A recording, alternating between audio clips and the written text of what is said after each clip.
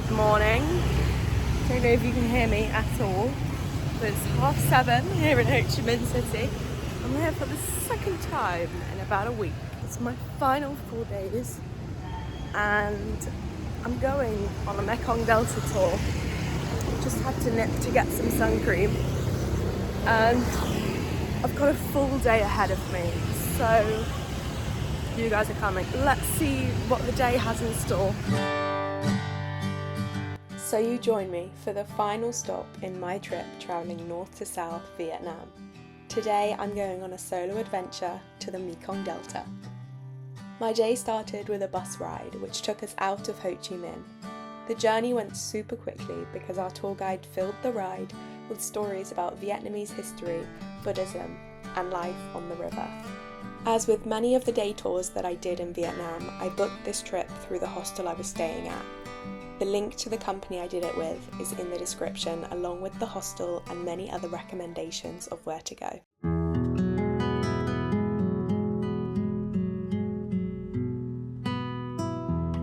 The first stop was the Vinh Trang Pagoda, where the layers of Buddhism in Vietnam become clearer. Vietnam's religious landscape has been shaped by centuries of cultural exchange. China ruled Vietnam for around 1,000 years, and elements of faith, architecture and daily practice reflect that influence. In Vietnam, Buddhism incorporates the past, present and future, with multiple Buddhas, narratives and symbols coexisting. At Vinh Trang, this is visible in statues representing Buddhas at different time periods. Their varied forms and postures point to different stages and interpretations of the Buddha across time, reflecting how faith, history and identity intertwine in Vietnam and across the Mekong Delta.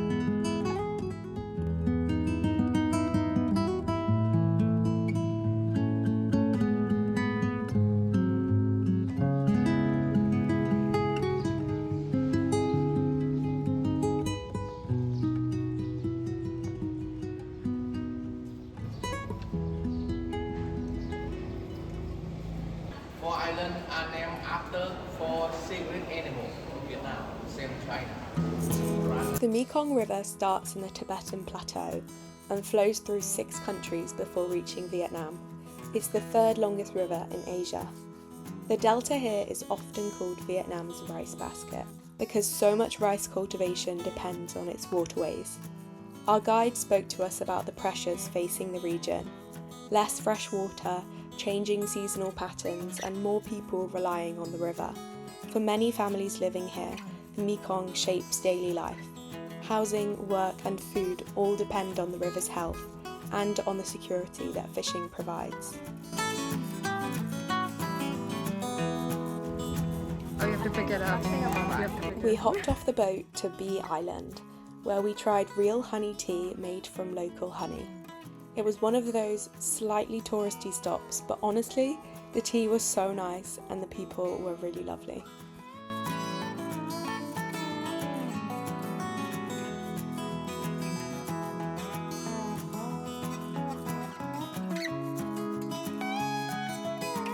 There's a little something in me that forces me to say yes and try things, even if I'm absolutely terrified. This was one of those moments.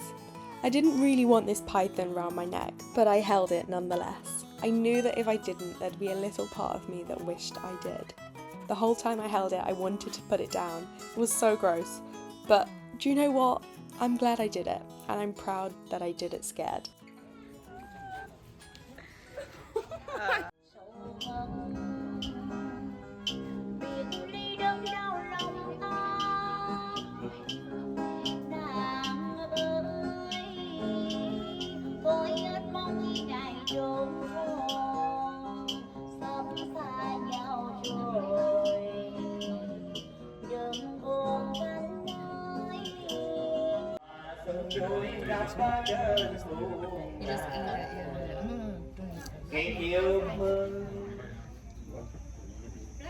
That's weird. I think the seeds, yeah, you have to spit out the seeds. Really? Yeah, you need seeds. I don't like that. Em hối tâm mấy đứa kẻ tân ôm mừng ngày tân ôm có anh 4 out of 10.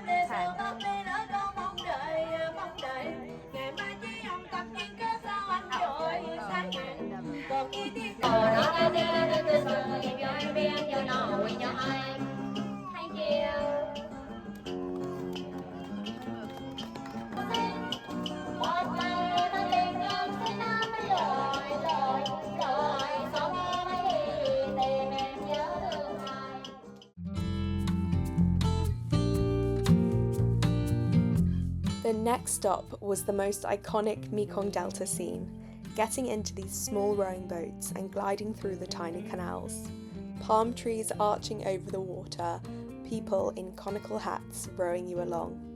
It was peaceful and beautiful until your boat bumped into the side of another, as the waters are fairly busy at times. Tourism is definitely booming here, but I'm beginning to see why. Past the pictures of river boats you see on Instagram, there are so many different elements of the Mekong Delta to learn and try. We're on the rowing boats. We've got some hats on. That's so cool. I guess it's to protect us from the sun, but going in so far.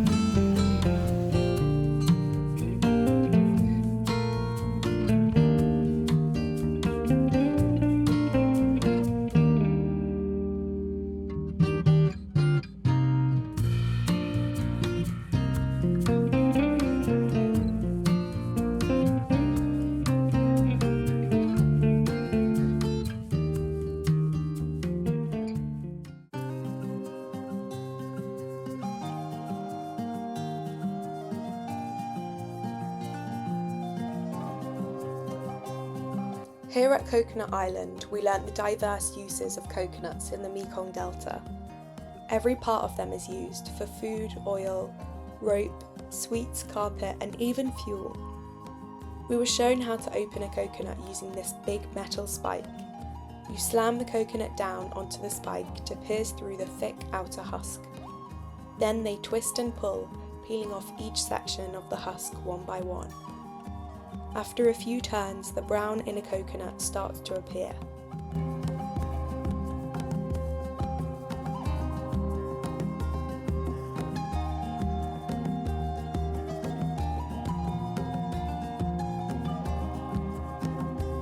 Once all the husk is removed, they crack the shell to finally get to the fresh coconut flesh and water inside.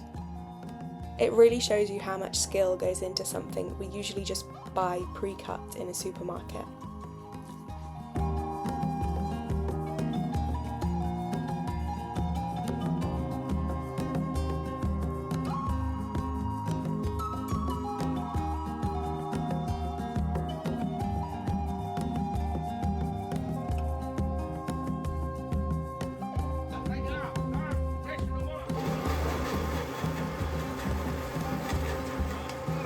Coconut milk.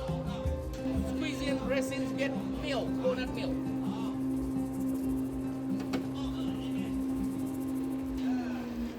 Next step. Coffee flavor.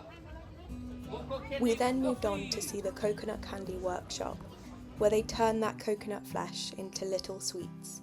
They make the mixture, cutting and wrapping each piece by hand. The one we tried was coffee flavoured. It was chewy and bitter, not sweet.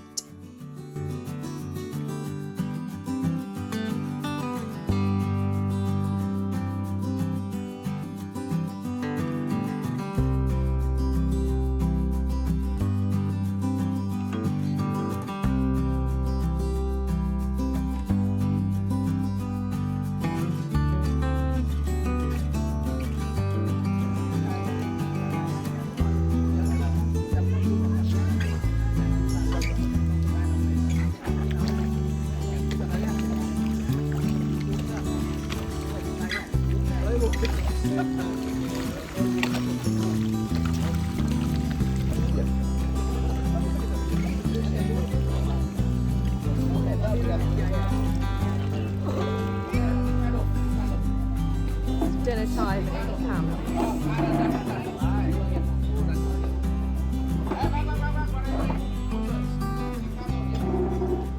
I found a bike.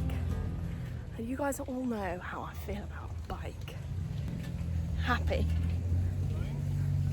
Slightly feeling like I could fall off, and if I go any faster, I won't be able to stop because the brakes don't work. You want to see a fruit? A good fruit. Meanwhile, as I'm here, I feel like I might give you a rundown of my honest opinion about the Mekong Delta tour, because I'd heard a lot of stuff. Don't go because it's just a brown river. It's not worth it. Don't spend too much time in the south. And I thought to myself, I have to be in Ho Chi Minh, so I may as well go. But at the same time, I thought, you know what, I'm not letting those haters hate without a challenge. Basically, my opinion is it's pretty cool. It's a good day tour. 20 quid well spent, I think.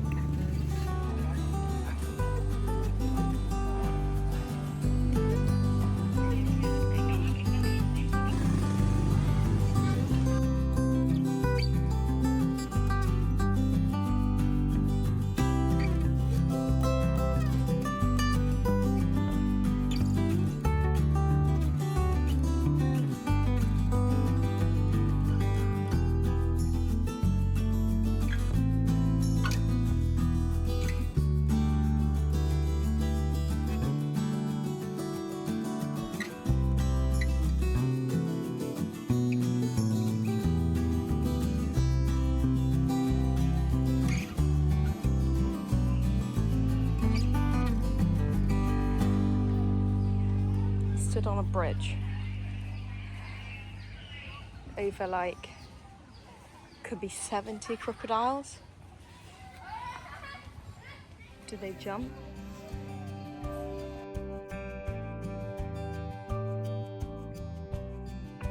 By the end of the day, I felt like I'd seen so many sides of the Mekong Delta. It was so much fun.